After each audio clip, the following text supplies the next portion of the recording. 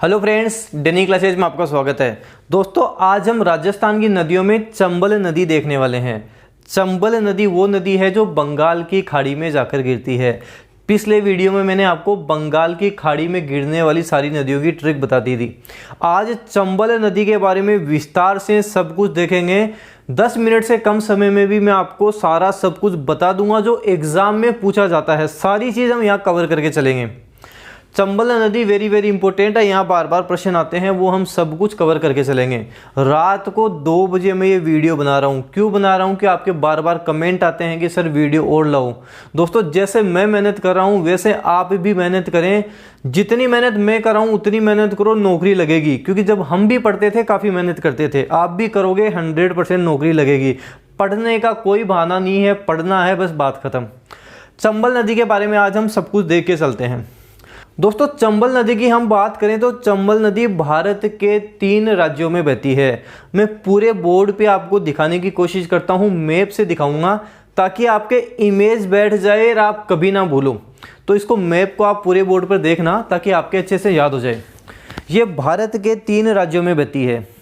सबसे पहले हम बात करेंगे तो मध्य प्रदेश, उसके बाद में राजस्थान और उसके बाद में उत्तर प्रदेश।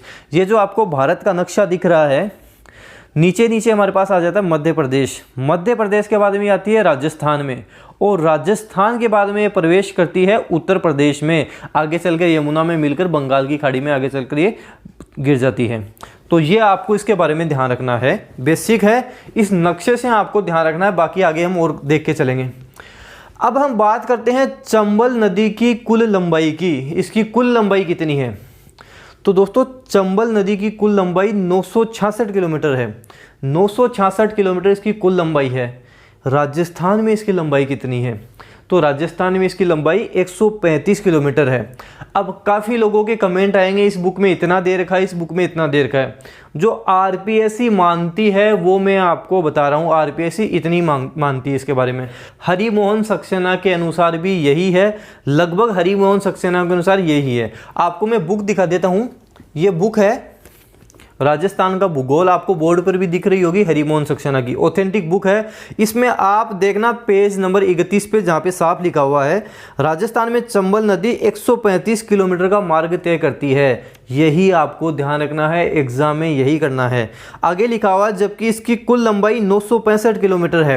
इसकी कुल लंबाई 965 किलोमीटर है। आरपीएससी 966 मानती है, तो या तो 965 या 966, ये आपको ध्यान रखना है। और राजस्थान में 135, यही ऑथेंटिक है और यही हमको ध्यान रखना है। बाकी किसी गाइड में क्या दे रखा है वो ध्यान नहीं रखना है। अब हम बात करते हैं चंबल नदी के उद्गम के बारे में। मैंने आपको बताया मध्य प्रदेश से निकलती है ये, तो इसका उद्गम मध्य प्रदेश के इंदौर जिले के महू के निकट जानापाव की पहाड़ियों से इसका उद्गम होता है। मध्य प्रदेश के इंदौर जिले के महू के निकट जानापाव की पहाड़ियों से इसका उद्गम होता है। उद्गम स्थल ये हो गया। राजस्थान में कहाँ प्रवेश करती है? राजस्थान में ये 84गढ़ चित्तौड़गढ़ से प्रवेश करती है। आगे चलकर राजस्थान में 84गढ़ चित्तौड़गढ़ से ये प्रवेश करती है। अच्छे से हमको ध्यान रखना है। और चित्तौड़गढ़ के बाद ये कोटा, बूंदी, सवाईमाधोपुर, करौली, धौलपुर, इन जिलों में बहती है। ये जिले भी आपको क्रमानुसार याद रखने हैं, एग्जाम में क्रमानुसार ही पूछा जाता है। चित्तौड़गढ़ में प्रवेश करती है जैसे चंबल नदी, और जैसे ही चित्तौड़गढ़ इसमें प्रवेश करती है। उसके बाद में कोटा, बूंदी, सवाईमाधोपुर, करौली और धौलपुर। इसकी मैंने आपको एक ट्रिक बताई थी, अगर आपको ध्यान हो तो।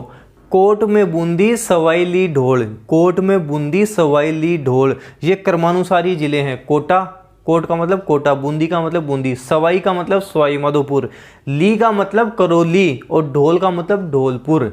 इस तरह से याद रखो, क्रमानुसार याद भी रहेंगे और आप भूलोगे भी नहीं। ठीक है, ये हमारा पास हो गया।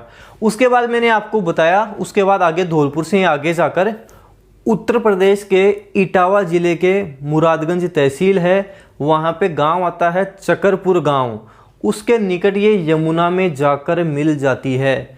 यूपी का जिला है इटावा, इटावा का मुरादगंज तहसील, वहाँ चकरपुर गांव, ऐसे ध्यान रखना, चक्करपूरा करके यमुना में जाकर मिल जाती है। यमुना की मुख्य सहायक नदी है चंबल। यमुना की मुख्य सहायक नदी चंबल है, ये आपको ध्यान रखना है। वैसे राजस्थान की कोई भी ऐसी नदी नहीं है जो सीधी बंगाल की खाड़ी में जाकर गिर जाए, चंबल में आके मिलेंगी। चंबल खुद यमुना में मिलती है, यमुना खुद आगे जाकर गंगा में मिलती है और बाद में बंगाल की खाड़ी में गिरती है। ये सीक्वेंस हमको अच्छे से ध्यान रखना है, सीक्वेंस एग्जाम में पूछा जाता है। अब हम दोस्तों चंबल नदी के राजस्थान के जिलों की क्रमानुसार बात कर लेते हैं। जो जो इंपॉर्टेंट फैक्ट है वो सारा देख लेते हैं। सबसे पहले चित्तौड़गढ़ की बात करते हैं। तो भैंसरोडगढ़ चित्तौड़गढ़ के निकट इसमें बामनी नदी आकर मिलती है।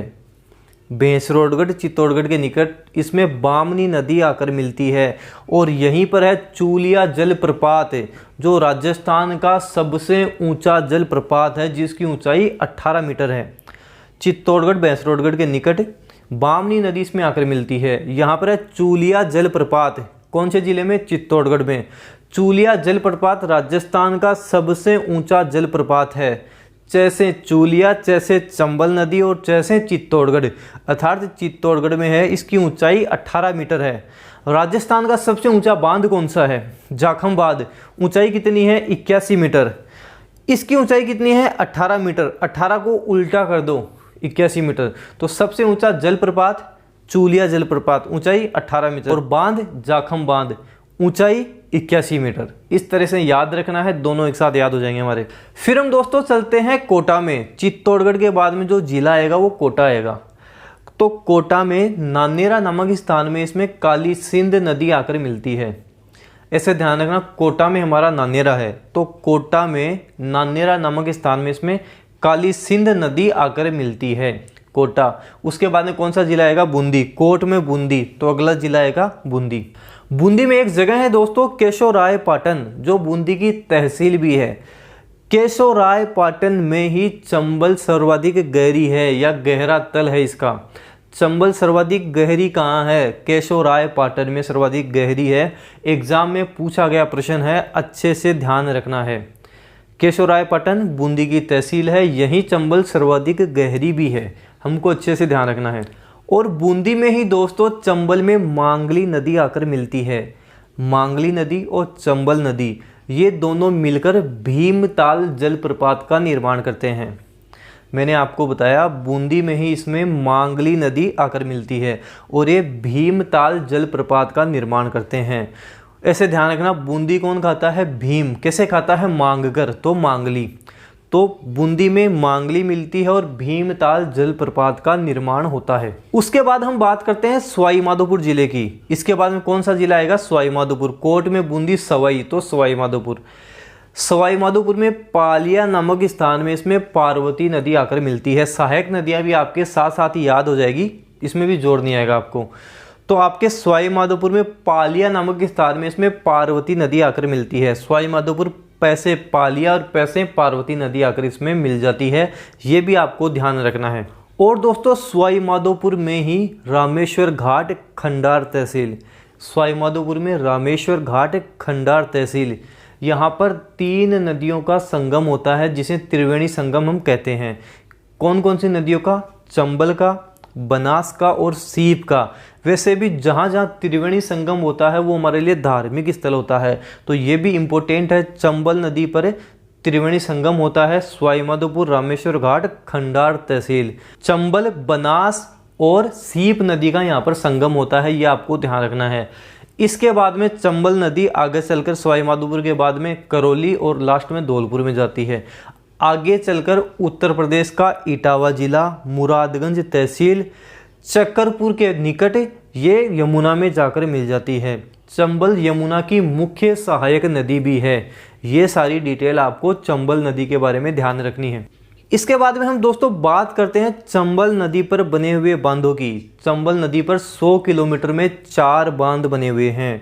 चारों बांध हमारे लिए वेरी वेरी इंपॉर्टेंट हैं। सबसे पहले बात करें तो गांधी सागर बांध, उसके बाद में राणा प्रताप सागर बांध, उसके बाद में जवाहर सागर बांध और लास्ट में कोटा बैराज। सीक्वेंस से ही याद रखने हैं, एग्जाम में सीक्वेंस बार बार पूछी जाती है। सबसे पहले गांधी सागर बांध, उसके बाद में राणा प्रताप सागर बांध, उसके बाद में जवाहर सागर बांध और लास्ट में कोटा बैराज। सबसे पहले मैंने आपको बताया गांधी सागर बांध। गांधी सागर बांध राजस्थान में नहीं है, ये एमपी में है। एग्जाम में पूछ लिया जाता है गांधी सागर बांध कहाँ है या इसमें कौन सा बांध है जो राजस्थान में नहीं है। तो गांधी सागर बांध राजस्थान में नहीं है, ये एमपी के अंतर्गत आता है। एमपी में दो पठार हैं, रामपुरा और भानपुरा का पठार। रामपुरा और भानपुरा पठारों के मध्य गांधी सागर बांध बना हुआ है। उसके बाद में हम बात करते हैं राणा प्रताप सागर बांध, जो चित्तौड़गढ़ में है। क्रमानुसार हम देख रहे हैं चित्तौड़गढ़ में है। ये राजस्थान का सबसे बड़ा बांध भी है। राणा प्रताप सागर बांध राजस्थान का सबसे बड़ा बांध भी है। उसके बाद में जवाहर सागर बांध जो कोटा में है, और उसके बाद में कोटा बैराज, ये भी कोटा में है। लेकिन सीक्वेंस आपको यही ध्यान रखनी है और यही याद करनी है। एग्जाम में सीक्वेंस आरोही क्रम या अवरोही क्रम में पूछी जा सकती है। उसके बाद दोस्तों हम बात करते हैं चंबल नदी के अन्य नामों के बारे में। इसको राजस्थान की कामधेनु भी कहा जाता है, नित्यवाही नदी कहते हैं, बारहमासी नदी कहते हैं। तो इसको राजस्थान की कामधेनु, नित्यवाही, बारहमासी और चर्मण्यवती आदि नामों से जाना जाता है। इसको चर्मण्यवती नदी भी बोलते हैं, ये सारा हमको ध्यान रखना है। सर्वाधिक सतही जल वाली नदी भी यही है। राजस्थान में सर्वाधिक सतही जल, सतह मतलब जो ऊपर का जल होता है, एक तो भूमिगत जल होता है, एक सतही जल। तो राजस्थान में सर्वाधिक सतही जल वाली नदी भी चंबल नदी ही है, ये भी आपको ध्यान रखना है।